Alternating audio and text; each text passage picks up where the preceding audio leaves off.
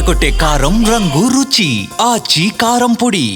మనం మనలా ఉంటూనే ఇంకొకరిని కూడా గుర్తు చేసేయాలి. వీలైతే వాళ్ళని దాటేయడానికి ట్రై చేయాలి. ఓపిక, ఉత్సాహం, ఫ్యాషన్, అవకాశాలు ఇవన్నీ ఇంటర్లింక్డ్ కదా. ఏమంటారు? అంతేనా? మనం అంతే అనుకోవడం కాదు, కానీ అనుపమ కూడా అదే మాట అంటున్నారు. నియర్ ఫ్యూచర్లో సాయి పల్లవిని ఈ లేడీ బీట్ చేస్తారా? Let's watch. ఆ సినిమాలో అనుపమ క్యారెక్టర్ ని అంత తేలిగ్గా మర్చిపోలేరు జనాలు. కనిపించింది కాసేపే అయినా గుర్తుండిపోయింది ఆ రోల్.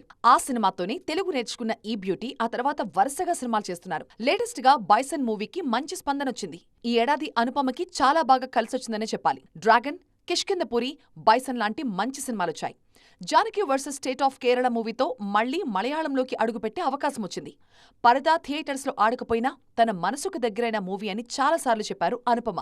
ఆ మధ్య పెట్ డిటెక్టివ్తో పలకరించిన ఈ లేడీ డిసెంబర్ 5న లాక్డౌన్తో మరొకసారి హలో చెప్పడానికి రెడీ అవుతున్నారు.